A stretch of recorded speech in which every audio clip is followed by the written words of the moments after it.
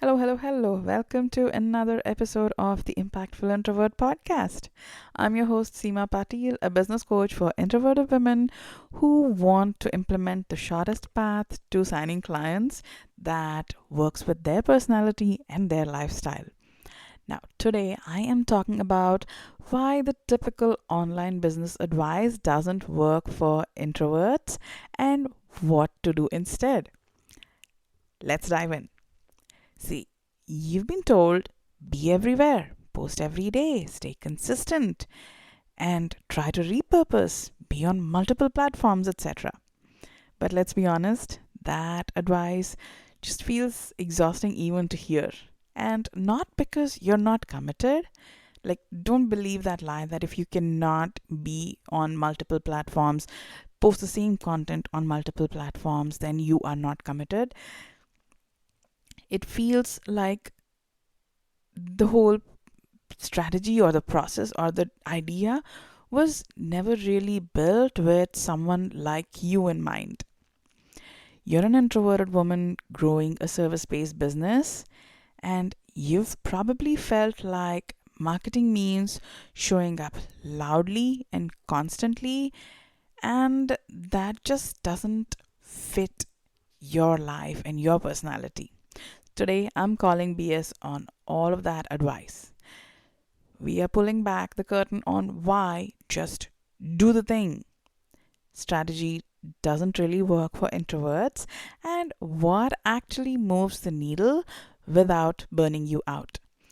If you've ever felt like marketing drains you, or you just can't get yourself to keep doing this over and over, and you are waiting for that day where you can just give away all of the marketing tasks and just do the client work, help your clients in the way that you're so skilled, and you feel like you're doing all the right things but still not seeing traction, this episode will give you the real answers. And most importantly, it'll give you permission to stop doing what doesn't work for you. That's something that I often talk to my clients about. See, this kind of high volume, high visibility marketing didn't really come from introverted, quiet business owners. It came from extroverted people who love to talk, sometimes non-stop, who love jumping on every new platform that comes up, and who are content creators whose main job is to create content so that that content sells whatever is the non-service aspect of there. It's usually a product, whether it is physical or digital. It's usually a product for content creators, so they they can easily create all of the content, repurpose it, and be present on as many platforms as possible. And they need the volume. So that is what they need, and that is what they are doing. It works for them, but it doesn't really work for you as a service provider. And as an introverted person, you need connection. You need the deep connection. You don't need the shallow, hi, hello, let's move on to the next person kind of a thing. And that is actually where the problem lies for you when it comes to marketing. That advice to be everywhere, to show up often, that was designed for people who thrive in external stimulation. The just post more, be present, and share all of my internal thoughts every moment kind of crowd gets this dopamine hit from people viewing their content, people commenting on their content. But you're the type of person who needs space to think, process, and create from a place of depth. So, the advice to be everywhere, post often, and post random thoughts, especially, that kind of turns into a recipe for burnout for people like us. Introverts aren't really broken. Like you and I, we are not, it's not a flaw in us that we can't be there all the time, everywhere. We're just not playing the same game. The problem is we are told to follow strategies that were never really built for us. And I want to be honest here. It's not like someone is telling you do it this way, otherwise, you're not signing clients. That's not true. You know that's not true. I know with certainty that's not true. But when we look at people showing up, whether it is other introverts or extroverts, when we notice them being present on multiple platforms, posting multiple times a day, a different variety of content, whether it is videos, audios, written, short form written, long form written, whatever, they are present. And when we see that, we tell ourselves we are not doing enough. So we put this pressure on ourselves to be like someone else. That, in fact, is the biggest problem, in my opinion, than when someone else asks you to be that way. We are like the pressure to be doing all of this is from within, less from outside and more from within. And when you do all of this and when all of this doesn't really work, we assume we must be doing something wrong. But I want to tell you, it's not you, it's the thoughts and it's the model that you it's the strategy that you want to model.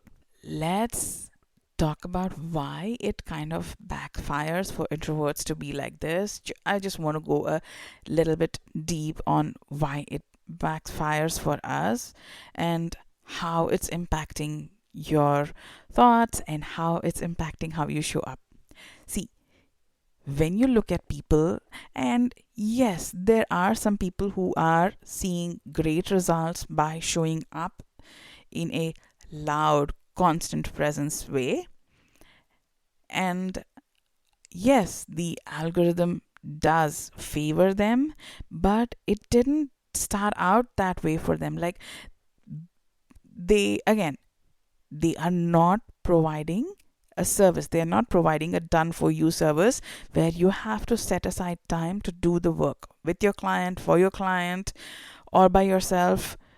You have to set aside time for that. And when you need time and energy for that as well, this constant present thing is not going to work out for you. So you worry that the algorithm will not put you in front of a lot of people. That is one of the reasons how this thought of you have to be present all the time, everywhere, is backfiring for us as introverts. And then there's this constant pressure on yourself, this constricted feeling, because you feel like you're always on, or if you don't stay always on, again the algorithm may punish you, the people will forget you, etc. And you do try, you do your best, you do try to be on, and as a result you sort of have a crash that you have to completely take a step back and you have to take a break. You feel burnt out, etc. So this desire to always stay on comes with a heavy cost of burnout. So you go through bursts of visibility followed by complete invisibility. Like you're taking long breaks, weeks long breaks, so that you can get back your energy and actually do the client work and then get back online again and then show up. So this start stop cycle keeps going on. And when the start stop cycle goes on after a couple of times, when you start noticing that you keep doing this, you start second guessing every move, and you start to resent marketing. Have you experienced that? Like, send me a DM on Instagram and let me know which of these connected with you. I want to hear from you, because I know if not all four of these, at least one of these has connected with you. You've experienced it. Because I have. I have experienced, and it creates this constant tension where you're asking yourself, like, why can't I just be consistent like that other person whose content you keep seeing? But here's the thing, deep down, you are feeling overwhelmed, overstimulated, and you feel completely disconnected from your true voice, your authentic voice. I think that is kind of the biggest thing that I experienced when I was trying to be everywhere, when I was beating myself up. The desire to be everywhere is like, it comes from the scarcity mindset, but it's when you go the next step, like you feel guilt or you beat yourself up for not doing it, and that is where it hits you emotionally. So you start wondering, am I even cut out for this? Is entrepreneurship really for me? The real issue, you are trying to force a strategy that doesn't honor your personality and your lifestyle. That is the biggest problem. That is what we need to shift. So, what actually works for introverted businesswomen isn't more visibility, it's the intentional and aligned visibility. The kind of visibility that feels good and it builds real connection, and it actually leads to consistent demand for your services without like feeling like you have to perform, you have to be like that circus lion who has to perform. So let's talk about the three principles that I think are essential so that you can actually market in a way that works for you. The very first thing is alignment. Here, I mean, there are so many ways alignment is talked about, but I want you to come back to your personality. So, build your marketing around your natural preferences and energy cycles. As women, we have energy cycles. There are certain times where we are very energetic, we're ready to go talk to a lot of people, but then there are times where we want to stay quiet, calm, less stimulated, etc. So, figure out what is your natural preference when it comes to marketing. What feels like doable? For me, writing takes a lot of effort because if I start talking, like I build up, my thoughts start flowing, and I'm trying to stay within the bounds of the topic, but there are so many things that come up which are not very easy to express in written, because when you start moving around, jumping around in written communication, then it becomes harder to stay connected to the topic. But when I'm speaking, I can do that and still tie it back to my core topic with a lot more ease. But when I'm writing, it feels so chaotic for me, so incoherent. And that is why I prefer podcasts or videos. I don't have a problem with videos even, but writing just does not work for me. That doesn't work for my energy. I spend a lot more time trying to get my point across. And that is where I find AI a blessing, because I do a voice dump.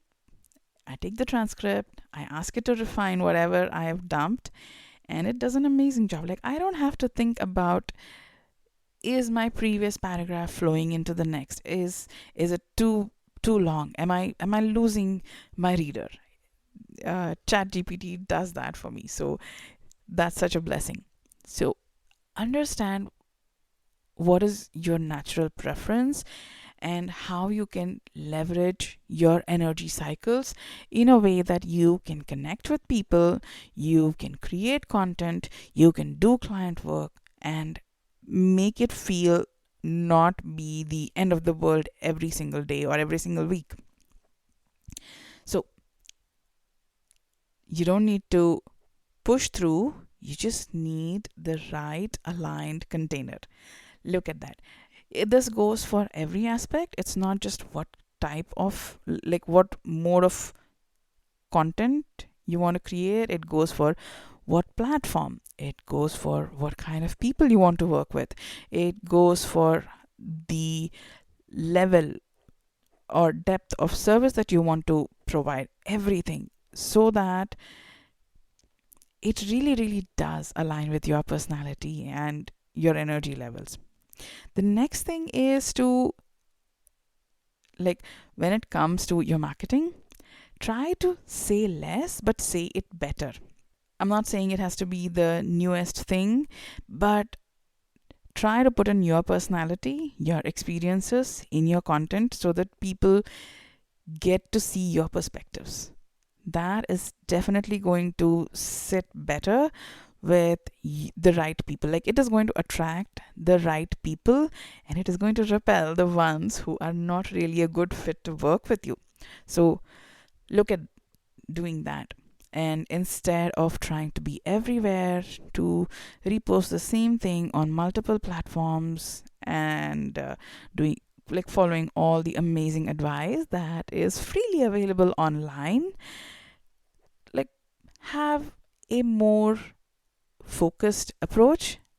A well aimed piece of content can do a lot more, connect with the right people, that is, than like 10 rushed pieces of content that you are posting just to reach the number of posts that you need to publish. So understand what do you want to say and say it in I'm not saying like be perfectionist, but yeah, don't do the hastiest job. Take a moment, go through it, and make sure that what you want to say is being communicated, and then publish it. That's it. It's less about quantity, it's more about how it will resonate for your ideal person. And lastly, in your marketing, I want you to focus on having demand led marketing. So you're not necessarily creating from scratch. You spend most of your content creation, like you leverage responding to real needs of your ideal client.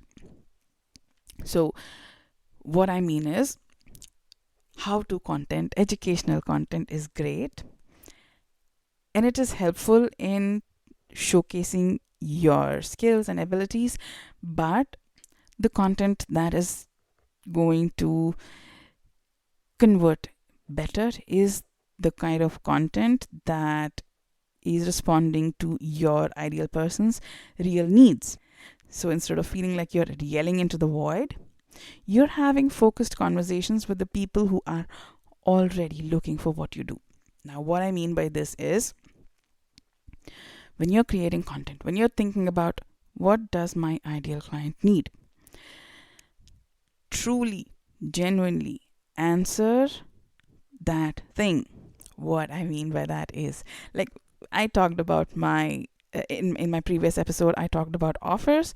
That, take a listen to that if you haven't already. That covers some of it. But here's the thing: in your content, talk to the person based on what they are seeking rather than what you're trying to sell. What I mean by that again is, for example, when someone's looking at their health, we have been conditioned to think that a certain BMI, a certain weight, a certain appearance is what is healthy. And that is why the person is thinking. They are not thinking that if I am healthy, I'll be healthy. Like, it doesn't even make sense. To them, what what they're feeling is, if I lose some weight, if I don't have this flab, if I have a flatter tummy, if I have this, which is more often than not the physical appearance, the connection there happens with health. So they're saying, if I lose some weight, I'll be healthy. And here you're trying to say that improve your gut health to be healthy. Like, it is nowhere feeling like the right thing when the person looks at your content. Instead, if you say, focus on your gut health to lose weight, that is connecting more, because that person has tried diets and probably hasn't lost weight, or it doesn't stick. But now you say, you connect with their internal desire to, if I lose weight, I'll be healthy. So you're talking about weight loss, but you're talking about it in a way that is definitely going to get them healthy, lose weight, and stay healthy. So talk about their real needs, respond to what they need. Now, if we think about it as a VA, you want to tell your person that, okay, you need a VA so that I can help take away all the boring tasks, I can give you more time back, and etc. etc. And the person who actually needs a VA, who very, very, very badly needs a VA, is thinking, I wish I could just hand over this to someone and didn't have to look at this again. So instead of just saying, I'll give you your time back, how about you said, this is how you delegate to your new VA, so that you never have to look back at this task again. See, that person is immediately going to say, yeah, that is exactly what I need. And they're going to get into your world, and then you can sell them. You can tell, how do I know how to create this resource? Because I've worked with so many clients who were unable to give me proper instructions, and that experience led to me creating this, and then we had a great time working together. That person literally got her time back because she never had to look back at these tasks, and I was doing it for them in the background. So then it becomes less of a issue with paying you and then getting more headaches. It truly becomes the ease. So think about what the real needs are and create your content which is going to create demand for your services. Okay? So you don't need to be everywhere. You need to be in the specific places where your ideal clients are, saying the specific things that your ideal client is thinking. Okay? And do this in a way that honors your natural pace. That is how you build demand without feeling burnt out, without really sacrificing your well-being. That is the main thing that I wanted to talk about. Like, how do you market yourself, market your services without feeling like you're like doing everything and it's not working for you? If you've been trying to follow all the mainstream marketing advice, and there's a ton of it on social media, and it's just not working for you, you are not the problem. Remember that. You're just not the target audience or ideal client for all of the marketing advice. You definitely are not wired to market like an extrovert, and that's really a good thing. That's not a bad thing. So if you've been nodding along right now thinking, this is exactly why I've been stuck, I want you to take the first step towards marketing that actually fits you. I've created a quiz that helps you figure out your unique marketing approach based on your energy, personality, and business goals. It'll show you where to focus and what to ditch so that you can stop guessing and start gaining traction. You can take this quiz. I'll put the link in the show notes, or you can go to my website, seemapateel.com/quiz. It only takes a minute or two, and it'll give you real clarity on how to grow your business your way. And if this episode got you, be sure to reach out to me on Instagram and tell me. I want to hear what connected with you in this episode, because I'd love to support you better, and hearing from you is going to help me understand what's connecting well. So, this podcast is here to help you build a business that works with your energy, not against it. I'll see you in the next one. Bye.